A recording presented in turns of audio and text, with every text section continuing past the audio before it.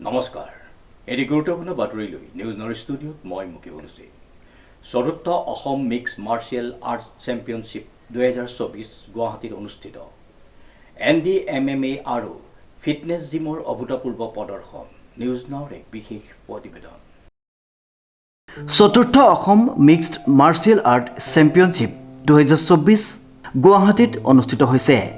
NDMMA আৰু fitness জিমৰ অভূতপূৰ্ব প্ৰদৰ্শন উল্লেখযোগ্য যে চতুৰ্থ অসম MMA চেম্পিয়নশ্বিপ 2024 গুৱাহাটীত সফলতাৰে অনুষ্ঠিত হৈছে এই চেম্পিয়নশ্বিপত NDMMA আৰু ফিটনেছ জিমৰ সদস্যসকলে এক অভূতপূৰ্ব প্ৰদৰ্শন আগবঢ়োৱা পৰিলক্ষিত হৈছে বিভিন্ন কেটেগৰীত পদক লাভ কৰে সদস্যসকলে Getting the medals today we have worked very hard, including our coach. We have only one coach. He worked very hard,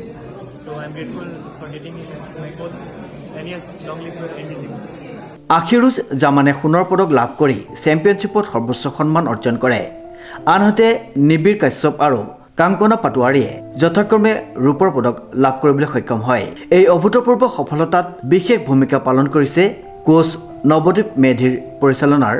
যাৰ কঠোৰ প্ৰশিক্ষণ আৰু সঠিক নিৰ্দেশনাই খেলুৱৈসকলক প্ৰেৰণা যোগাইছে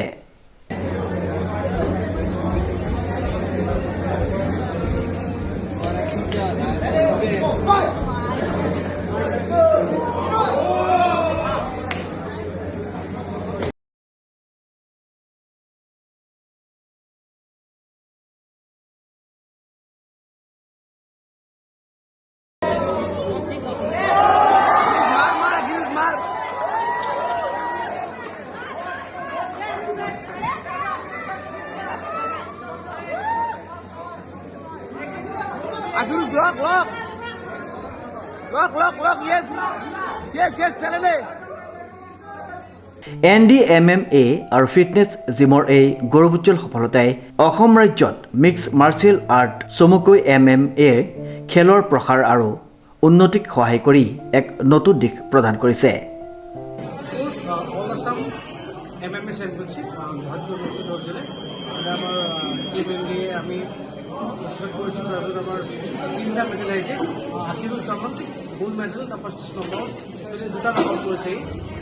broad moment Nibir Kashyap silver medal আৰু কংকনা পাটোৱাৰী চিলভাৰ মেডেল গুৱাহাটীৰ পৰা নৱদীপ মেধিৰ এক বিশেষ প্ৰতিবেদন নিউজ নাও